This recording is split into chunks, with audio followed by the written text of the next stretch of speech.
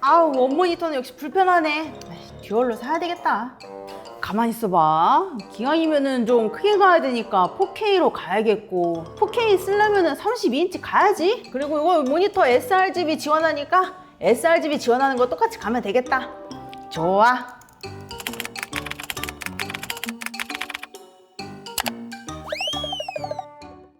왔다 왔어. 야, 됐어. 그래, 이래야 이런 맛이 나지. 아, 시원시원해. 아, 이래야 디자이너지. 자자자, 자막을 한번 써볼까요? 이거 왜 이래? 색이 왜 이래? 아니, 같은 sRGB 모니터인데 이게 맞는 거야? 이게 맞는 거야? 어지러워. 네, 안녕하세요. 네, 편집하는 여자입니다. 자, 오늘은 제가 회사에서 메인으로 사용하고 있는 이 모니터에 대해서 한번 이야기를 해볼까 하는데요. 이 모니터가 원래는 지원받은 모니터라서 제가 이거를 이제 집에서 작업할 때 사용하려고 했는데, 이제 집에서 사용하다 보니까 이제 생각보다 너무 괜찮아서 이거를 이제 회사로 옮겨서 사용하고 있는 벤큐 PD3200U 모델의 모니터입니다. 여러분들이 영상에 색 보정을 하고 그리고 자막에 색을 입히고 나서 그걸 이제 영상으로 뽑았는데, 내가 쓰던 모니터에서 보던 색감은 이런 색깔이었는데 다른 모니터에서 이 영상을 틀어보니까 다른 색감으로 나왔던 적 경험해 보신 적 있으신가요?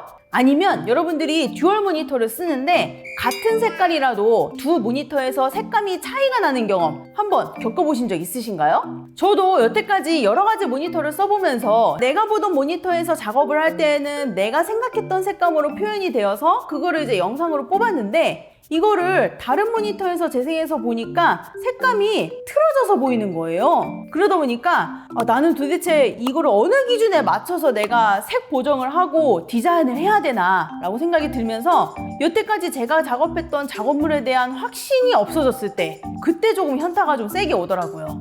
그래서 저도 뭐 여기저기 색 프로파일도 구해보고 캘리브레이션도 해보고 이것저것 다 해보긴 했는데, 이거를 해보면서도 이걸 내가 정확하게 하고 있는 건지 판단할 기준이 없으니까 그런 면에서도 또 많이 고민이 되기도 했고요. 여러분들도 혹시 저처럼 여러분들이 쓰는 색감에 대해서 정확한 기준이 필요하다고 생각해 보신 적 있으신가요? 그러면 이 모니터가 여러분들에게 조금은 도움이 될 수도 있을 것 같습니다.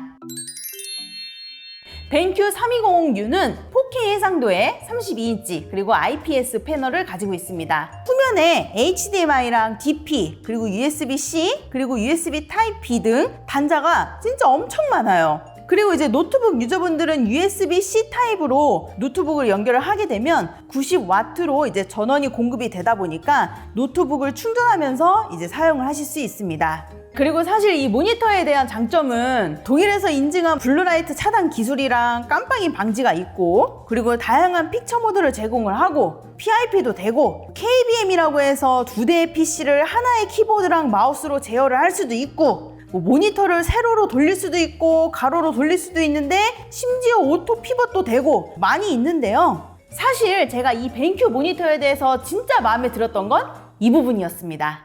내가 영상 편집을 하는 사람이고 그리고 영상 디자인을 하는 사람이고 그리고 윈도우를 메인으로 사용하는 유저로서 거대한 영화 같은 작업물을 많이 하는 게 아니라 제너럴한 영상 제작을 많이 하고 그리고 H264 포맷을 많이 사용을 하고, 이런 제가 사용하는 색감 영역에 대한 정확한 색의 기준이 표현됐으면 하는 게 제 니즈에 딱 맞았던 거죠.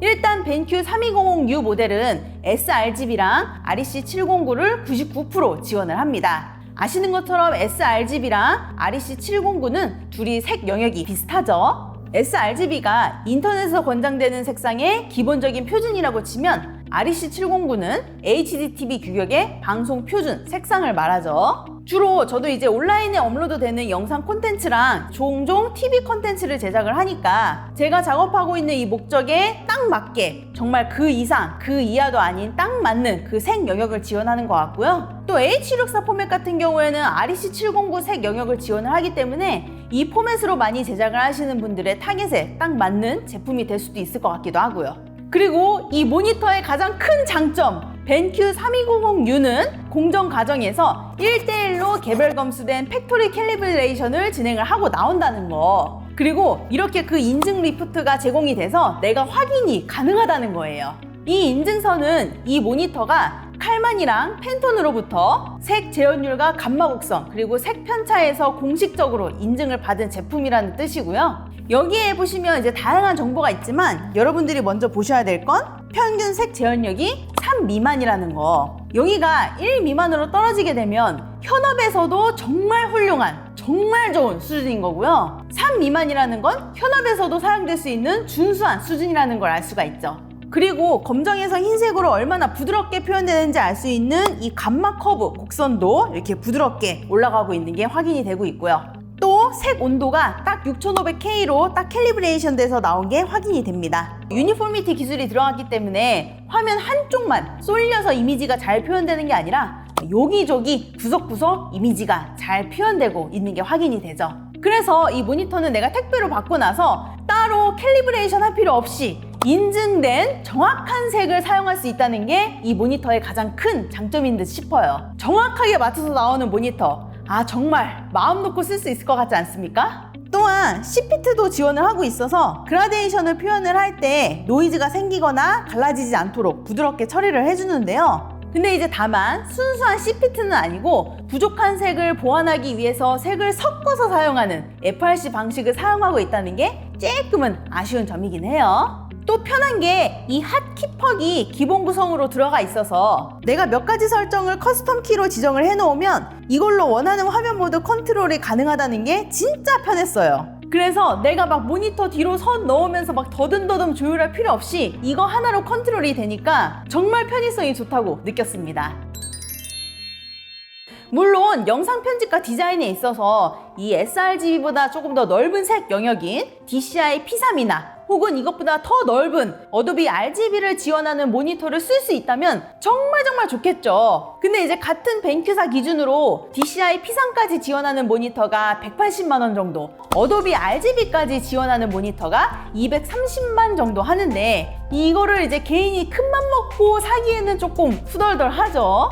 또 이게 색을 공부하시는 분들이 두루두루 겪는 작은 현타 중에 하나죠. 내가 아무리 멋진 모니터를 보면서 영상 편집을 하고 뭐 색 보정을 하고 뭐 자막에 색을 멋지게 입히고 디자인을 한다 하더라도 그 영상을 보는 사람들이 DCI P3을 지원하는 모니터로 보는 게 아니고 또 어도비 RGB를 지원하는 모니터로 보는 게 아니고 게다가 요즘은 영상 콘텐츠를 보는 하드웨어가 너무 많아져서 내가 어느 기준에 맞춰서 작업을 해야 되는지에 대한 고민 많이 해보셨을 겁니다. 그래서 저는 다양한 색폭 지원하는 거 물론 너무 좋지만 표준으로 가장 많이 사용되는 이 sRGB 색 영역에 대한 정확한 색 표현에 조금 더 포인트를 두고 가져가고 싶었고, 물론 여러 가지를 따져봤을 때 그 정확도를 가져간 만큼 이 모니터가 그렇게 비싸지만은 않은 느낌인 것 같기도 했고요. 그리고 DCI P3 영역까지 써야 되는 작업이 종종 들어오게 되면 디스플레이 속성에서 색 프로파일을 DCI P3을 설정해서 저는 사용을 합니다. 하드웨어 캘리브레이션이 되어 있어서 이 모니터 자체 내에서 여러 가지 색 프로필을 설정해서 사용할 수 있다는 것이 약간 부족한 면을 채워줄 수 있는 작은 해결책이 되는 것 같기도 해요. 간혹 여러분들이 모니터를 구매하실 때 sRGB 100%가 넘어가는 모니터 종종 보셨을 거예요. 그래서 이 퍼센테이지가 높으면 높을수록 더 정확한 그리고 더 많은 색을 표현할 수 있는 거 아닐까라는 생각이 드실 수도 있습니다. 우리가 언뜻 본 sRGB 120% 모니터는 sRGB 100% 모니터보다 더 정확하게 색을 표현한다기보다 sRGB보다 조금 더 넓은 색 표현을 쓴다는 의미로 사용되는 마케팅 용어에 가깝다고 합니다. 그렇다고 해서 이 sRGB 120% 모니터가 sRGB 100% 모니터보다 더 넓은 색역을 표현할 수 있다는 건 아니에요. 브랜드마다 색상 영역을 표현하는 방식이 다르기 때문에 DCI P3 영역에 조금 더 최적화된 것 뿐이지 이 DCI P3 영역을 온전히 표현한다? 라고 말하기엔 조금 어렵거든요.